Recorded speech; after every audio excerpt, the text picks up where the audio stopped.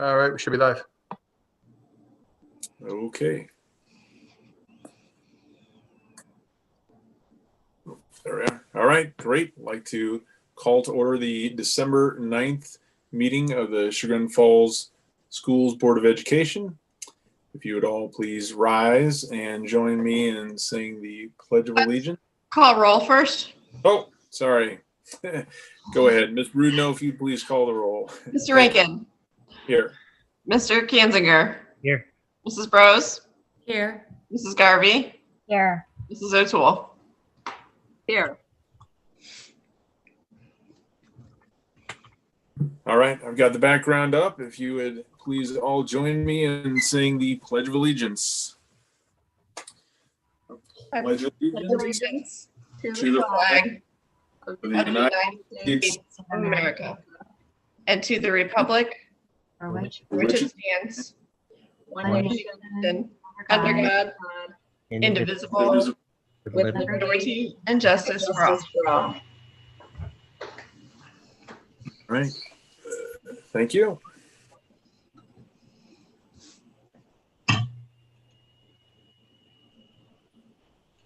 Okay, great. If we could go for the approval of minutes. Let's see, if I could have a motion for the approval of minutes for November 12th and November 18th. I will make a motion to approve those minutes. And a second. I'll second that.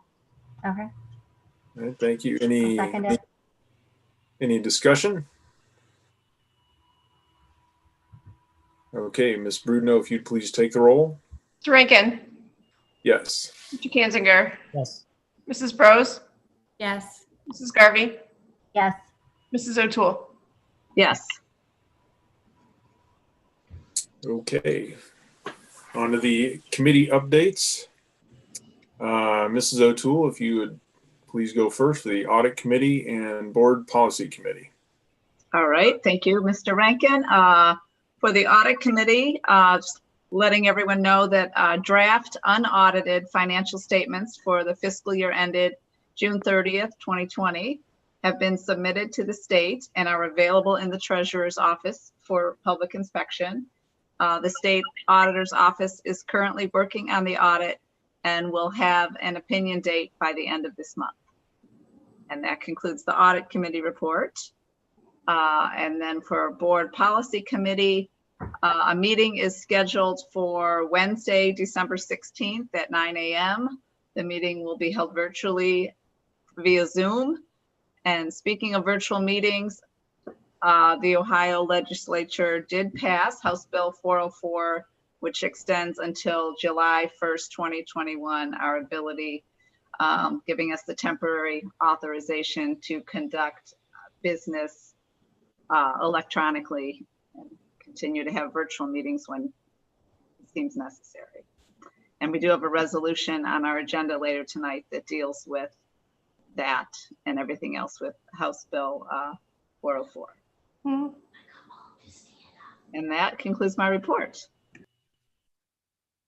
Okay. Thank you very much. Mrs. Garvey, if you would please go next. So Business Advisory Committee, Capital Planning, and Board Finance and Budget Committee. Thanks, Phil. There's no report tonight for any of those committees. Very efficient, thank you. Record retention, we have no report. As that wraps up our board committee reports. So flipping around to a bunch of different screens. Give me just a second here. I can pick up for you, Phil. I'd like to make the recommendation. We need to vote on this, right? To appoint Phil Rankin, President Pro Tempore, to reside at the 2021 organizational meeting. I'd like to make that motion. Okay. And I will second that motion. Okay, thank you. Ms. Brudno, if you please take the roll. Mr. Rankin. Yes. Mr. Kanzinger. Yes. Mrs. Brose. Yes. Mrs. Garvey. Yes. Mrs. O'Toole. Yes. Phil, we have a problem if you vote no. Yeah, no doubt. It's a vote of no confidence on myself. That would be bad. All right, thank you. Okay, moving on. Mr. Hunt, if you would like to take the floor. Thank you. Good evening. Just want to give you an update on a communication that went out to parents yesterday. I appreciate the board's kind of support and communication over the last week as we've seen a rise in cases of COVID-19. And I've put this in a few communications, but no longer is our community kind of excluded from the increased spread. We're very reflective of that as well. And I just wanted to start in this evening by maybe reviewing the data. As of last Friday, obviously it changes every single day, but as of last Friday, we had 13 active student cases. We continue to see the vast majority, in fact, all of those cases are at Chagrin Falls High School and Middle School. In terms of the number of students in quarantine, we have 79 students in quarantine as of Friday, with various levels and degree of those, falling off.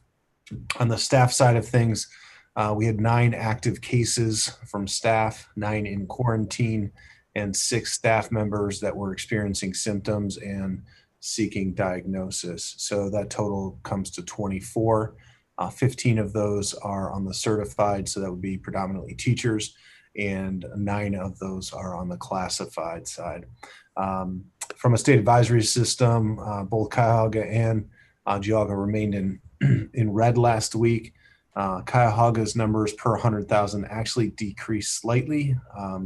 Per 100,000, they went from 788 to 786, and Geauga County increased slightly, 730 up to 743. Geauga County, from what I'm hearing from the health commissioner, if the increase continues to move forward, he would expect purple to come sometime in the next couple of weeks. So obviously that's a kind of a looking through a crystal ball, but just with current trends, he feels like the escalation is going to move us into that direction.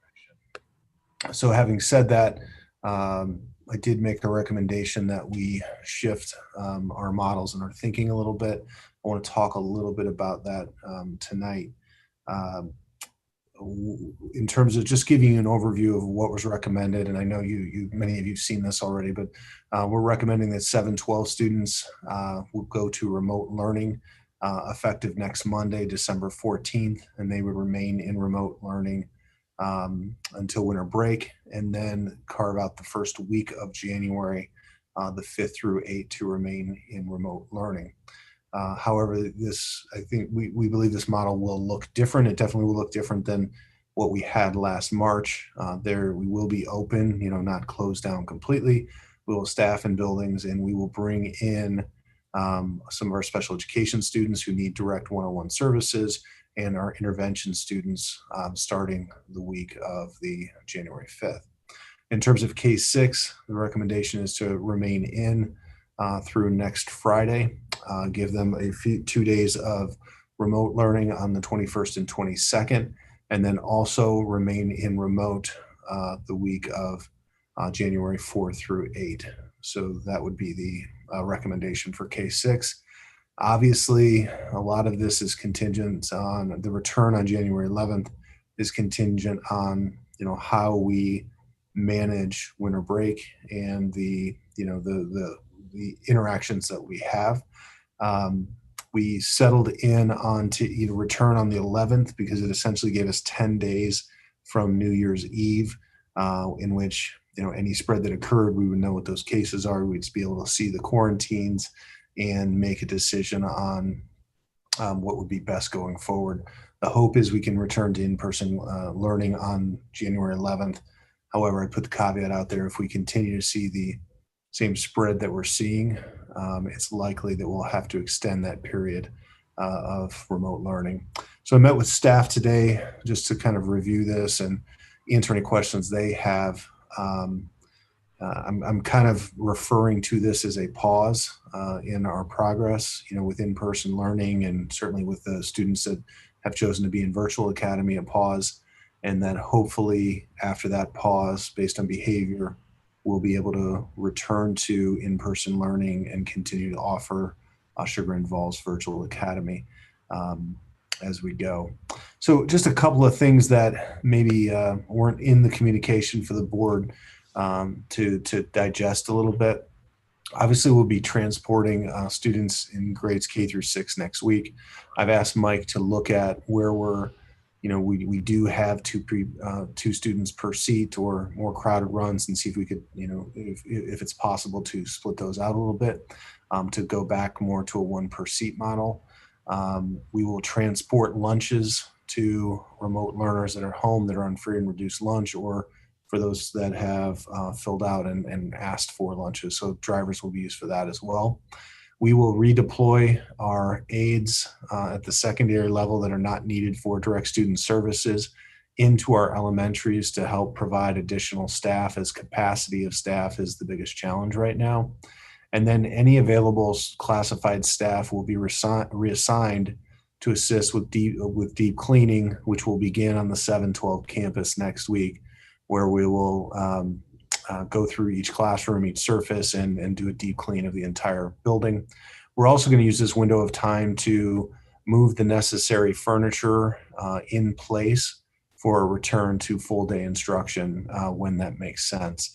As I think the board knows, when we've shifted from hybrid in the K6 to full day, we had to do a lot of furniture moving. A lot of that was done at night over the weekends, and had to pay some overtime for that.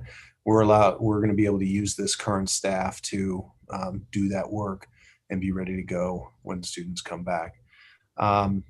We will, on January 4th through 8th, we will begin transporting special education and at-risk students in need of intervention into the buildings. So although a large percentage of our students will still be remote, those students that need those direct services will be brought in. And during that week, we should be transitioning off of the 712 and utilizing that staff to go to the elementaries to do a deep cleaning as well. So that gives you a little bit of an overview of the recommendation, the direction that we're headed in the next couple of weeks. It really, obviously, we've had increased cases, student cases. I would continue to say the vast majority of that are spread within family, not so much in school, but the numbers are getting to the point where we have so many students either out due to an active case or due to quarantine that both absenteeism for students and then the staff capacity has really been challenged in our ability to staff it. And I think it's appropriate that we take a pause, hopefully get people healthy so we can return and continue to move forward as we move into the second semester. So that's a lot of information, but I wanted to share that with the Board of Education tonight. And certainly if you have any questions on any specific element of that plan, I'm happy to address those as well. So you said vast majority of cases were you think were spread within the family. Does that mean you think some now were spread within the school?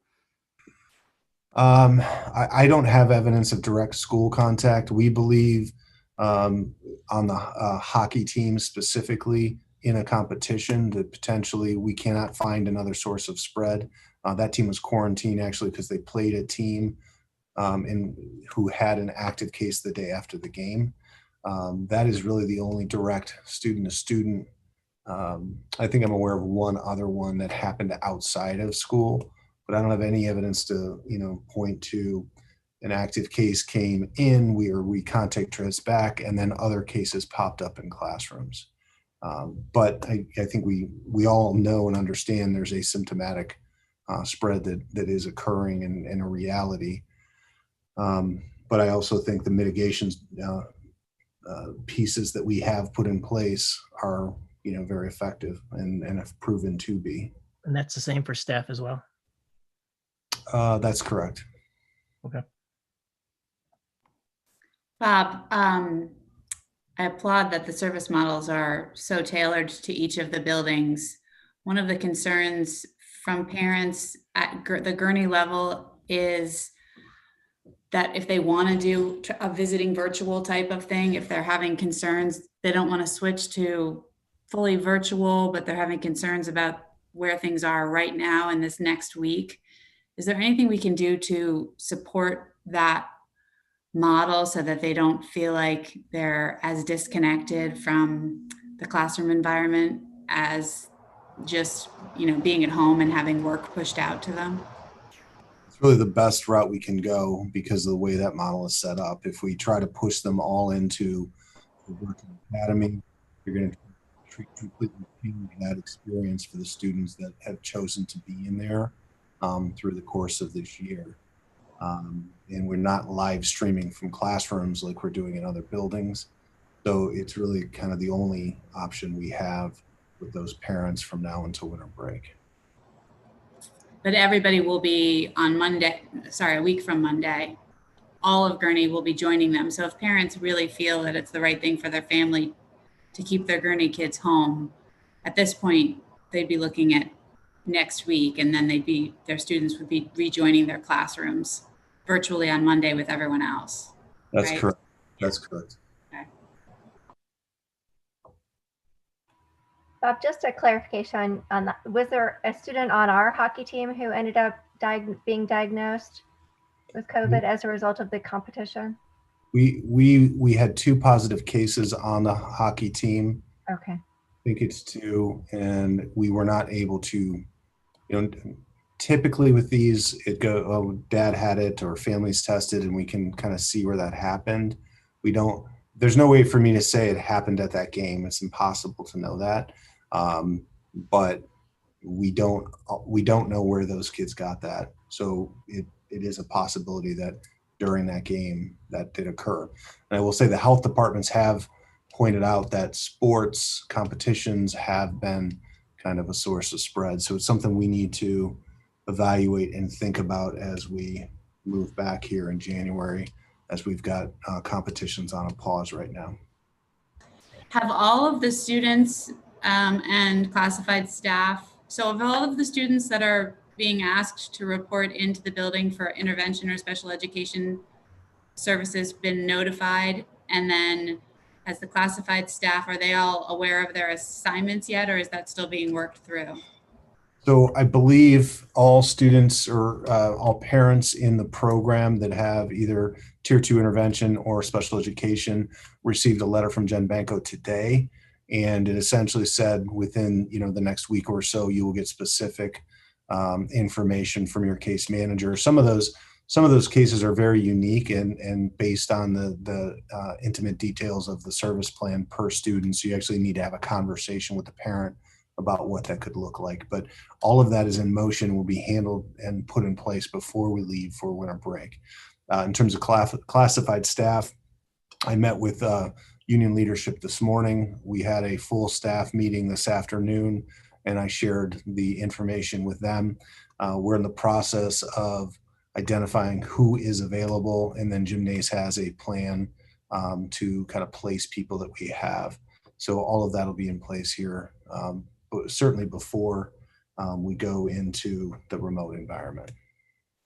And then can you just talk through in the next 7 school days or however many we're talking about until winter break, if there's any changes that impact the virtual academy and within the buildings, how like Gurney going virtual impacts virtual academy? I don't know that it does as much in the others, but maybe if you could just update us on that. I don't believe it changes those virtual academy students will go in with their classrooms that they're kind of assigned to. But I think the virtual academy remains fairly consistent for all of the buildings.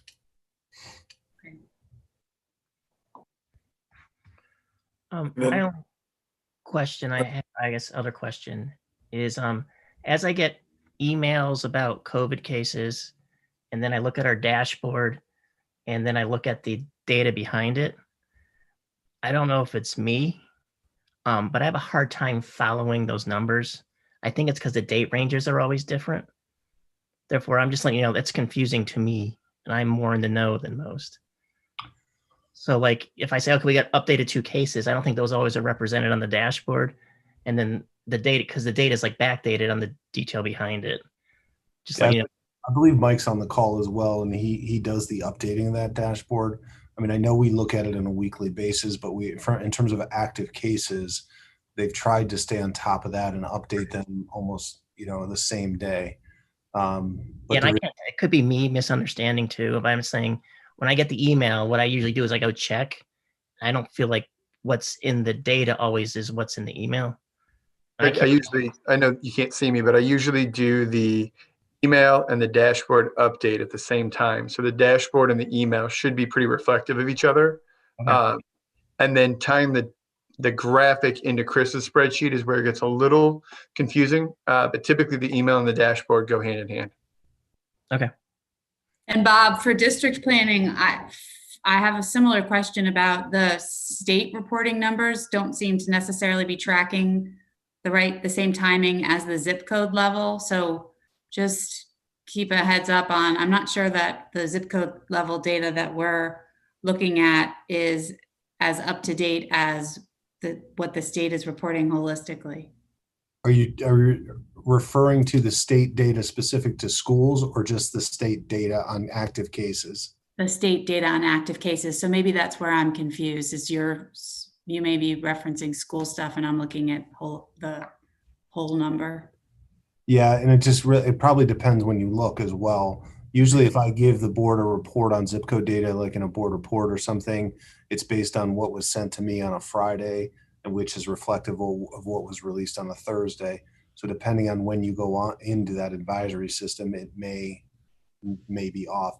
I'll try to make sure I date things that you see so you know at least what date it was given to me and provided.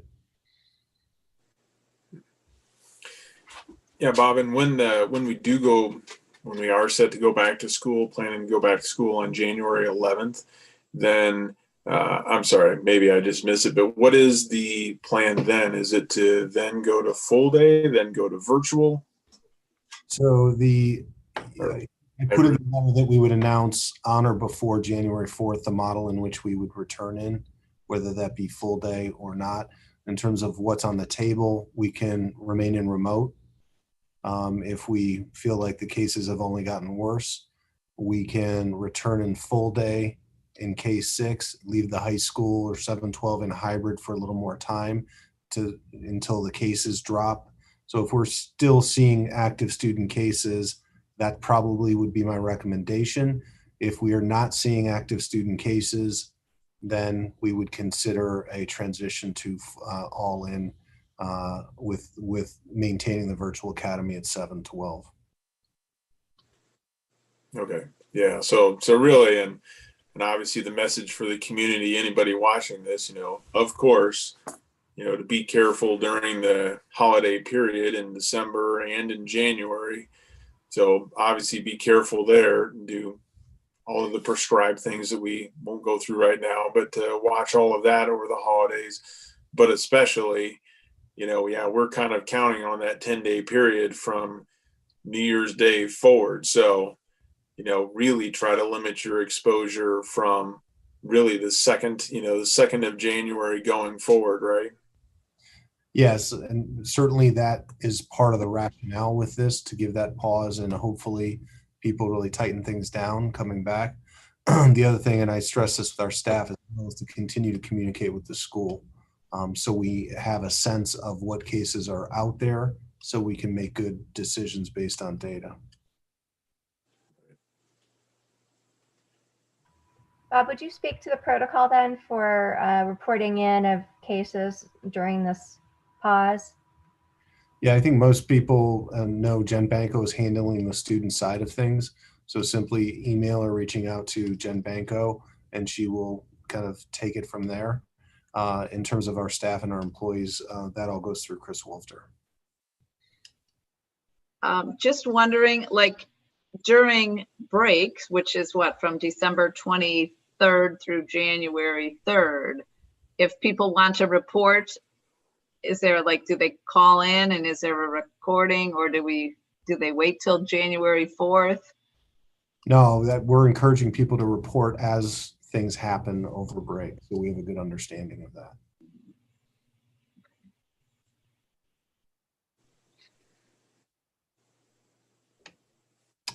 I just had one other thought. I don't think you've updated us on where Kenston stands. Last, I remember you mentioning they may need to go remote. Have they gone to all virtual?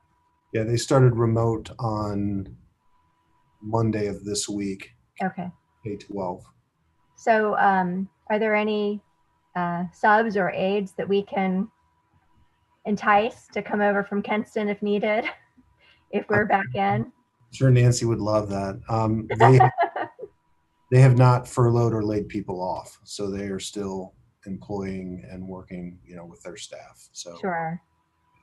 I didn't mean steal them away, but like a substitute who might work in more than one district. yeah, I mean, certainly the pool will expand a little bit. And honestly, today we had a really good day from staffing perspective. We brought some people back. It's just, I think we need a pause here to get people healthy and get ready for a restart.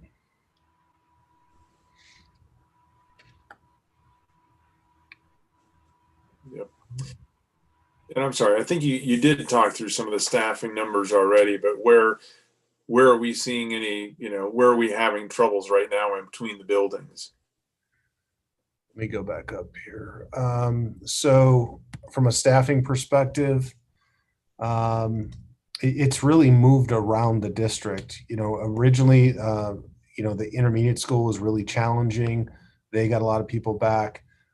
Gurney, was stressed at one point.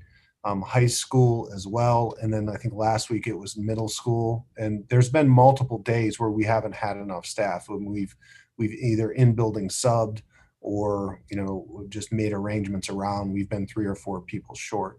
So it's fairly consistent in terms of absenteeism, but it seems to ebb and flow within the district and buildings. There was a time when I think before our last board meeting, we had a significant number of drivers out, so we were worried there.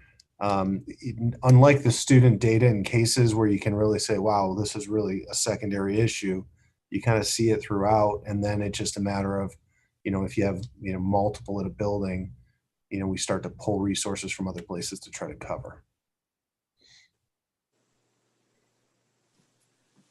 Gotcha.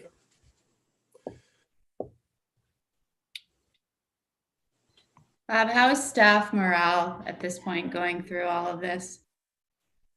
I think tired. I think everyone's tired and in need of a break. This has been a divisive issue for the community, and staff, and everyone has opinions and thoughts and risks and worried.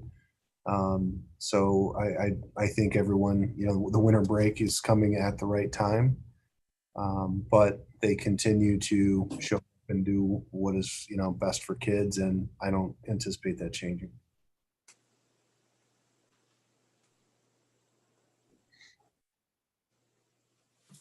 If you have any ideas about how the board can help support and show our continued appreciation for going above and beyond during this pandemic, I'm sure we would be all interested in hearing that.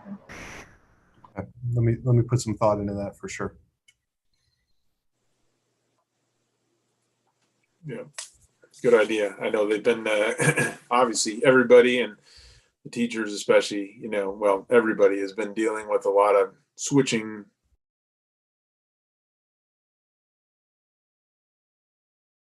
out now for a period of time, and then hopefully coming back. The fewer switches that we can do, it definitely saves them a lot of time. But yes, their flexibility has been nothing short of amazing. Yeah, I would certainly echo that for sure.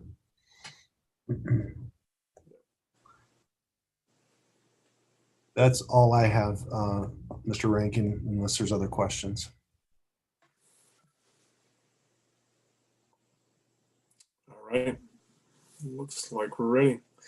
All right. Thank you, Dr. Hunt. Now we'll move on to the portion of our agenda.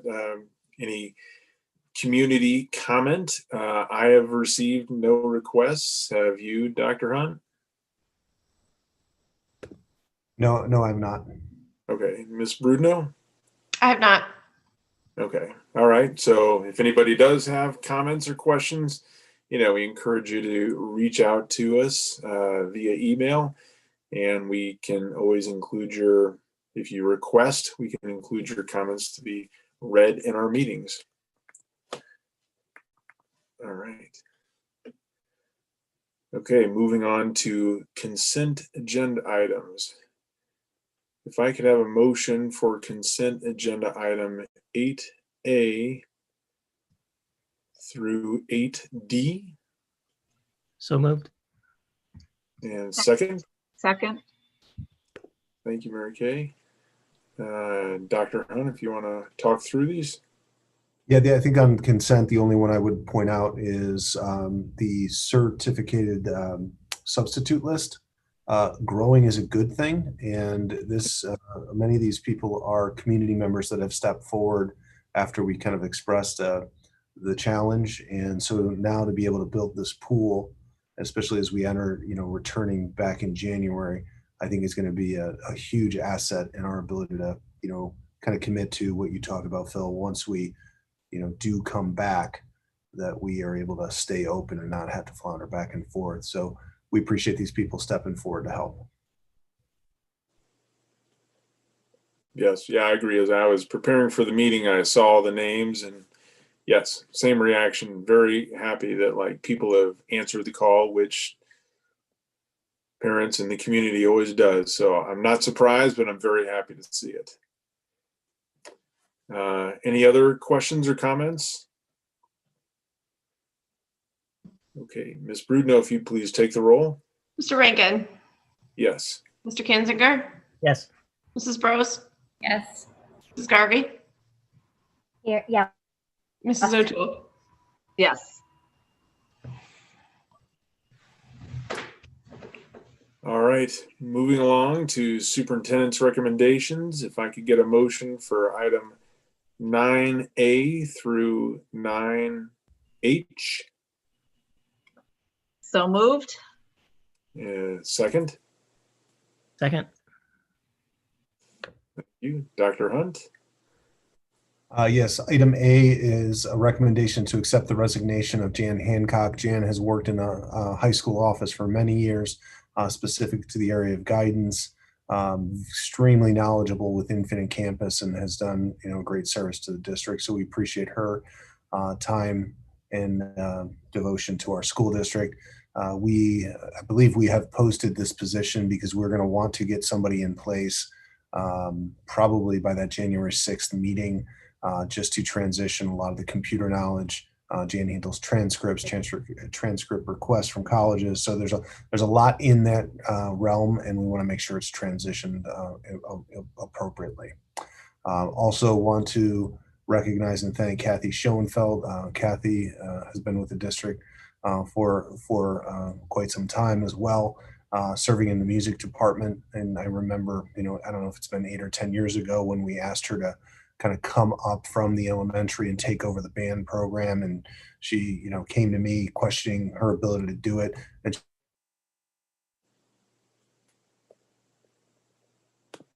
in this crisis with COVID, she's going to be dearly missed. So appreciate Kathy's service as well. Item C is a recommendation to approve Whitney Miller for teaching contract. Whitney is going to move out of a tutor position and fill a teaching position that has been vacated. Item D is a recommendation to approve Robin Thompson as a preschool aide. That is not an additional position.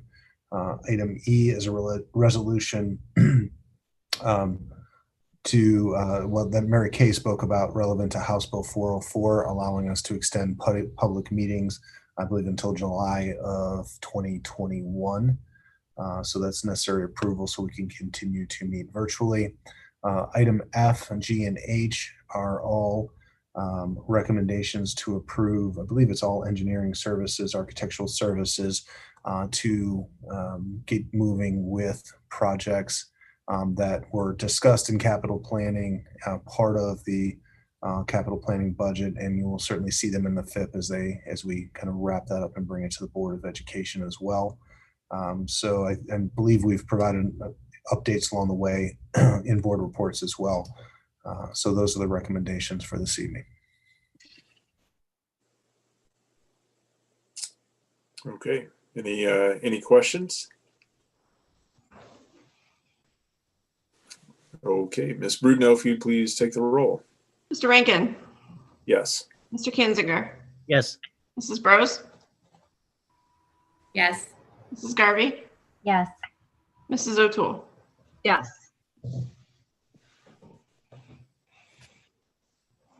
Okay, on to treasurer's recommendations. If I could have a motion for item 10A. So moved. I'll second. Thank you, thank you. Ms. Brudno, if you'd please walk through your items, the table. Yeah, the only thing on my agenda tonight is I have two then and nows, just so everyone is aware. Typically, we would do the November reports. We were not able to get closed and balanced and get the reports done in time to get those on the agenda so that you could have had time to review them before you approved them. So you will see those in January. You'll approve both November and December monthly reports. So I apologize for that. But the item that we do have is then and nows. We have one for the ESC. That is for the personnel cost for Whitney Miller. On that invoice, the PO date was dated after the PO or after the invoice.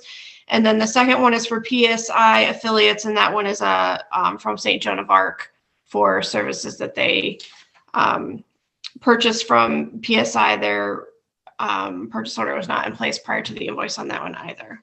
So I'm recommending your approval.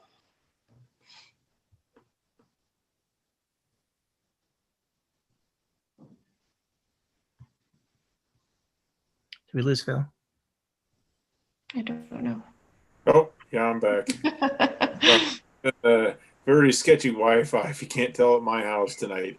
I'm gonna have to figure out who's on the Xbox. Anyway, any other questions?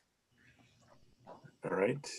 Okay, Ms. Brudno, if you'd please take the roll. Mr. Rankin, Yes. Mr. Kinzinger, Yes.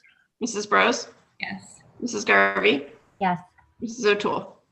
Yes. All right, fantastic. Almost record time. So I'll announce that our next meeting is our tax budget organizational regular meeting on January 6th at 6 p.m. on Zoom. So other than that, I guess even before taking a motion for adjournment, I'd like to wish everybody a happy holidays before we start rushing for the doors or rushing for the screen. So have a very happy holidays. Be safe. Everybody be safe. I don't think we have probably very many people watching tonight, but hopefully they get the message to be safe over the holidays so that we can come back strong. And we're going to be done with 2020, which is probably a good thing. Oh, can I jump in two quick things on other business real quick? Yes, thank you. Please take a look at your board report. We were going to put in a draft calendar of meeting dates for next year.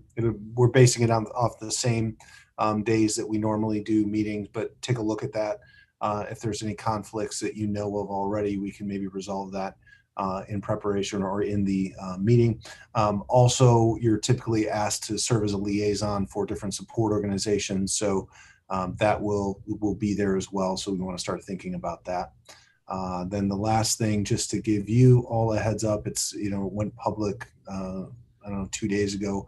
Mark Imarino, who was longtime guidance counselor and retired, has also decided to retire from coaching football. So we've posted the head football coaching job to move forward with there. So certainly thank you for everything he's done in that program.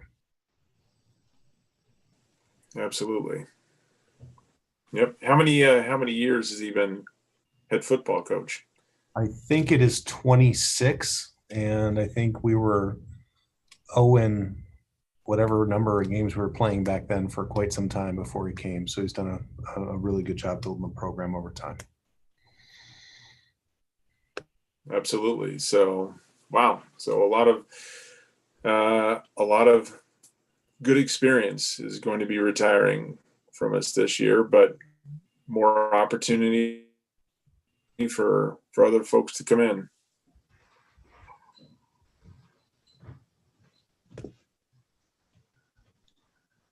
All right. All right. Anybody else with other business? Okay. I'll take a motion to adjourn. So moved. And the second. All right. Thank you very much. Ms. Brudenell, if you'd please take the roll. Mr. Rankin, Yes. Mr. Kanzinger, Yes. Mrs. Bros, Yes. Mrs. Garvey, Yes. Mrs. O'Toole. Yes.